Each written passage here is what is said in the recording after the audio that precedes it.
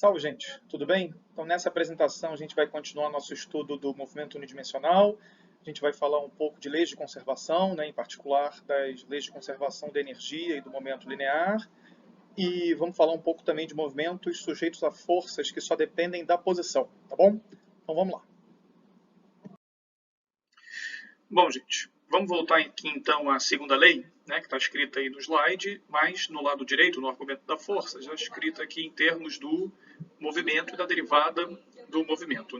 Vamos estudar um pouquinho aqui essa equação para chegar em duas leis de conservação, dos teoremas, que vão ser muito importantes para o nosso estudo futuro. Para isso a gente traz o nosso bom e velho quadrinho aqui, tá certo? E lembrando que x ponto é simplesmente igual a v, a gente pode reescrever a equação, A equação que está ali à esquerda, como mv ponto igual a f, e não vou repetir os argumentos aqui só para a gente ganhar tempo, tá certo? Lembrando que ponto é ddt e que o m é constante, a gente pode colocar dentro da derivada, a gente fica com ddt, eu vou escrever isso, na verdade, um pouquinho mais para frente, isso é ddt de mv, não é isso? Igual a f de uns certos argumentos aqui, tá?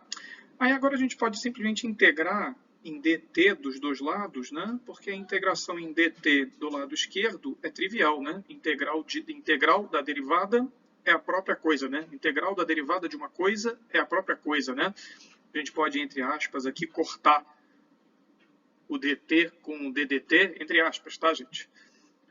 E aqui a gente simplesmente fica com isso aqui, tá certo?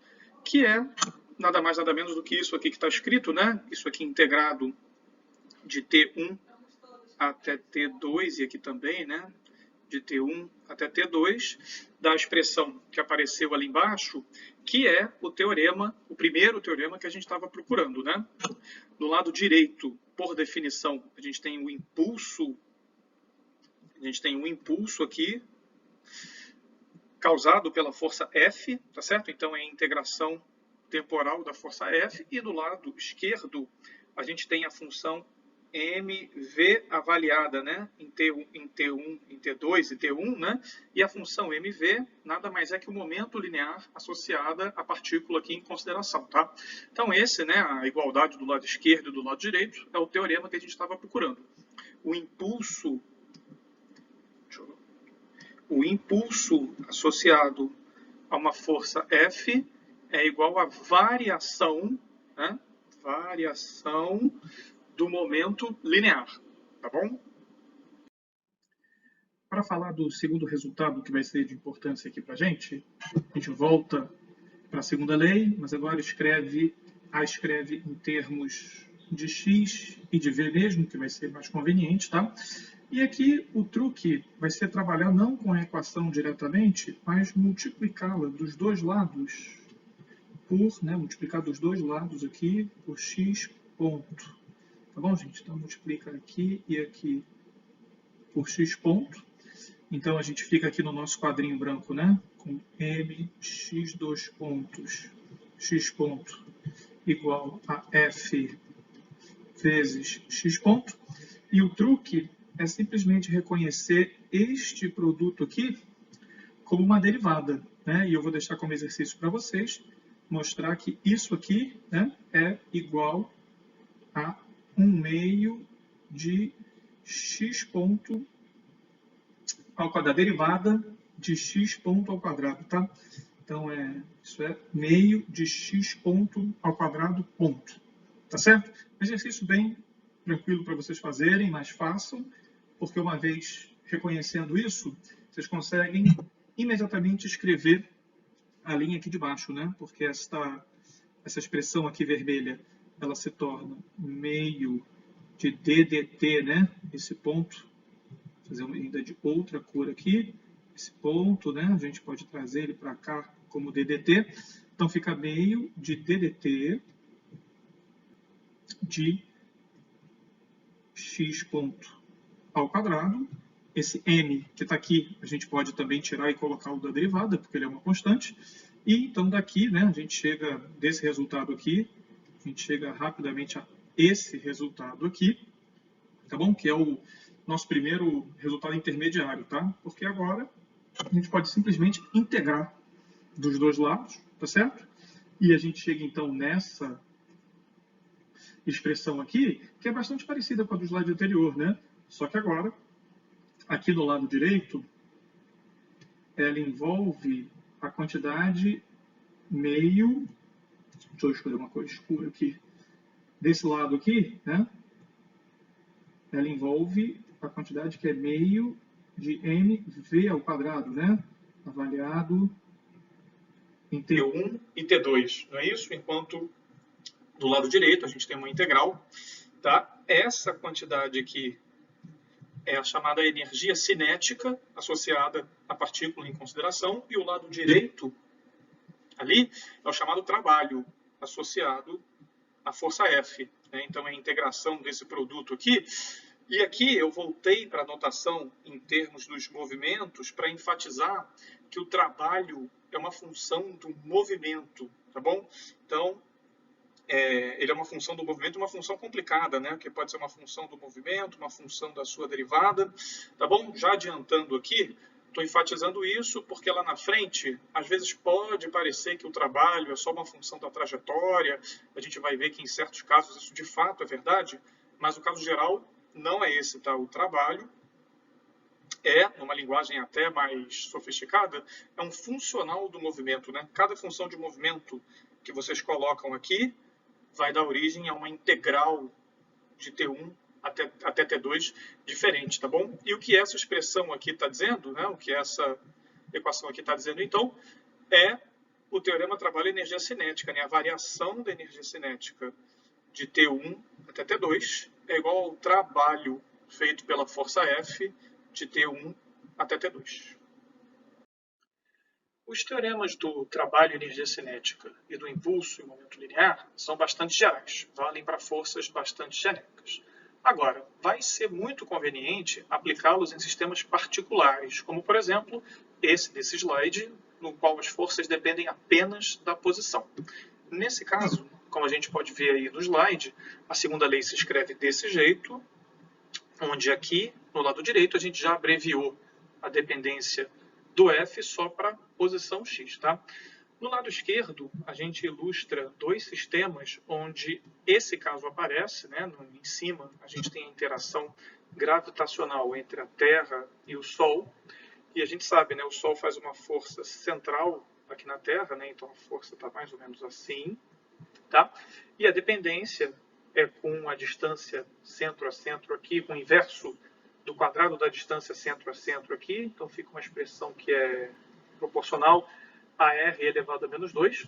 E no caso aqui de baixo, a gente tem o sistema massa-mola, né? Aqui na primeira linha, a mola está na posição relaxada, tá certo? Mas aqui, tanto aqui como aqui, a mola está numa posição contraída de uma certa distância, digamos, ΔX, enquanto aqui ela está distendida de uma certa distância ΔX', e aí dá para mostrar que para pequenas elongações ΔX e ΔX', essa força que aparece aqui, ela é proporcional a essa elongação, tá certo?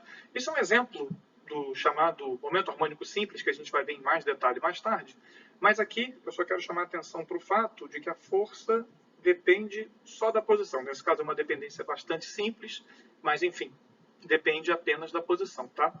Uma segunda coisa muito importante de chamar a atenção é a seguinte: recuperando a expressão genérica para o trabalho do slide anterior, é muito importante salientar que no caso que a força depende apenas da posição, o trabalho fica conceitualmente mais simples. Porque, como eu enfatizei no slide anterior, o trabalho, a rigor, ele depende do movimento. Cada movimento possível vai gerar uma expressão diferente para o trabalho, em princípio. Agora, quando o trabalho depende apenas da posição, a gente pode fazer uma mudança de variáveis aqui nessa integral, e aí, graças a essa dependência exclusiva, fazer um x melhor aqui, né? Mudança de variável, eu vou chamar VDT de dx. E aí, graças a essa dependência exclusiva aqui, né, com a variável x, a gente pode escrever essa integral desse jeito, onde a gente não faz mais menção nenhuma ao movimento e nem ao tempo, tá? A gente faz menção apenas à função força e às posições inicial e final, tá bom? Então, nesse caso, movimento unidimensional, com força que depende apenas da posição, o trabalho ganha essa noção conceitual simplificada. Bom, explicitando aqui as posições inicial e final no trabalho associado a uma força que depende apenas aqui da posição, a gente pode reescrever o teorema trabalho e energia cinética de uma forma particularmente interessante. Para isso, a gente precisa dar dois passos, né? O primeiro é lembrar que essa expressão que a gente escreveu é a variação da energia cinética, como a gente viu, né? Então, é mv2 ao quadrado sobre 2 menos mv1 ao quadrado sobre 2. E o segundo passo é utilizar as propriedades de linearidade da integral para escrever essa integral do trabalho como a combinação linear de dois trabalhos, né? Um deles que vai de uma certa posição padrão até a posição x2, menos um outro que vai dessa mesma posição padrão até a posição x1. Tá bom? Então, utilizando essas duas expressões lá no teorema da energia cinética, a gente pode reescrevê-lo na forma que acabou de aparecer, né? Vou apagar essas setas aqui para deixar as coisas menos confusas. A gente pode, então, reescrever o teorema energia cinética, o teorema trabalho e energia cinética, nessa forma aqui que acabou de aparecer, e considerando que a posição padrão vai ser algo dado, né? A gente pode simplesmente incorporá-la na definição de W e definir uma outra função na qual, né, isso já esteja implicitamente definido e simplificar essa expressão ainda um pouquinho mais, né? Então, essa função U aqui é simplesmente isso, né? É o trabalho de uma posição padrão até a posição que está no argumento aqui da função, tá? Bom, qual é a particularidade dessa expressão que está escrita, né? Ela vou apagar aqui só para deixar um pouco mais claro. Essa expressão, ela relaciona uma quantidade avaliada na posição e velocidade 2 com, no lado direito, né, uma função que está avaliada nas posições e velocidades 1 iniciais, né? Agora, nós não especificamos que posição inicial que era e que posição final que era. Essa expressão ela tem que valer para quaisquer posições inicial e final do movimento, tá certo? Isso é possível se essa função que aparece aqui for uma constante para qualquer x e qualquer v, tá bom? Então, essa função, chamada então de energia mecânica do sistema, energia mecânica, é então uma constante de movimento, tá? Porque ela é sempre a mesma, não importa em que ponto do movimento que a gente esteja, né? Ela é composta da energia cinética, né? Um dos termos, enquanto que o segundo termo é essa função U, que a gente definiu, e então faz sentido, né, que ela seja chamada também de energia, e o nome dela é energia potencial, e por que ela se chama energia potencial vai ficar claro no slide que vem a seguir, tá bom, gente? No movimento unidimensional, é possível compreender a interdependência da energia cinética com a energia potencial através de uma representação gráfica dessa última, tá? Imaginemos que uma partícula executa um movimento aqui entre x1 e x2, tá? Então a partícula ela se move nessa reta aqui. Então a gente tem uma partícula aqui e ela se move nessa reta aqui. Ela se move para cá e depois para cá, tá? Por que eu já pude antecipar que esse movimento vai se dar entre x1 e x2? Pela seguinte razão: a energia cinética, que está aqui assinalada, ela nunca pode ser negativa. Ela é quadrática na velocidade, então é sempre um número positivo. Assim sendo, se a gente assinalou a posição E aqui no gráfico, caso essa partícula pudesse chegar numa posição à esquerda de x1, a gente traça uma vertical aqui para ver qual seria a energia potencial dela, e para que então a energia mantivesse a energia E, que a gente já viu é uma constante de movimento, ela teria que ter essa energia cinética negativa aqui, o que é impossível, tá? Isso é verdade tanto para esse lado como para esse lado.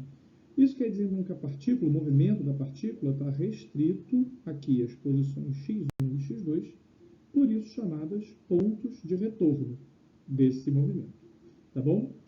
Nos pontos P1 e P2 aqui, né, ou seja, nas posições x1 e x2, a partícula vai ter velocidade nula, uma vez que o E aqui ele é igual a U nos pontos de retorno, né? Se for horrível, vou redesenhar. O E é igual a U nos pontos de retorno, tá bom? Então, é por isso que a partícula, por isso que a gente já pode saber que a partícula vem, chega na velocidade zero aqui e volta. Mesma coisa aqui, chega na velocidade zero e volta, tá bom? Então, ela executa um movimento oscilatório aqui. E é isso que essa representação gráfica nos ajuda a entender. Tá bom, gente? Deixa eu apagar tudo isso aqui para poder ter mais espaço para escrever.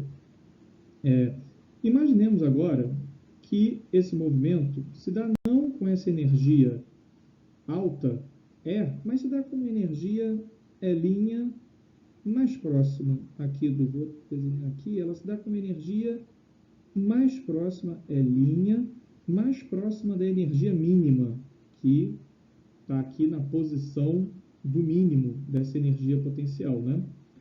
Quando isso acontece, quando a energia está bem pouco acima do mínimo, a gente pode expandir a função U em torno aqui desse mínimo, utilizando a sua série de Taylor. E, enfim, como a gente está, por hipótese, expandindo em torno do mínimo, a gente sabe que esse termo é zero. Vou escrever esse termo aqui. Escrever de branco para escrever. Ele vai a zero, tá bom? E a gente pode, então, ajustar a energia potencial para que este termo aqui, na verdade, para que a energia potencial seja medida a partir desse termo, o que equivale a dizer que esse termo vai ser igualado a zero também. Fazendo com que, então, a gente tenha a energia potencial dada como uma função quadrática, aqui do afastamento da partícula da posição do mínimo, tá bom? Ou seja, o U pertinho do mínimo, ele pode ser dado por essa expressão aqui, o que leva, então, a uma expressão para a força desse tipo, que é linear no afastamento do mínimo, tá bom? Isso aqui a gente vai ver, né, caracteriza o movimento harmônico simples, mas isso vamos deixar para a próxima apresentação, que essa aqui já está ficando longa demais, tá bom, gente? Mas antes de terminar, eu queria salientar aqui um aspecto da conservação de energia. Vocês talvez já tenham reparado, mas eu vou enfatizar assim mesmo, tá? Então a gente reescreve aqui a energia mecânica, tá aqui, ela é uma constante. Então, sabendo que ela é uma constante, a gente pode isolar a velocidade aqui nessa expressão e escrevê-la assim, né? Onde o E aqui entra como um número, né? Um parâmetro, uma vez que ele é uma constante de movimento. Tá bom, gente? Isso aqui, daqui para cá, é uma manipulação algébrica bastante simples, tá? E aí, reconhecendo que V é dx dt, a gente pode separar e isolar tudo que tem x de um lado e tudo que tem t do outro. Tá bom, gente? Fazendo isso,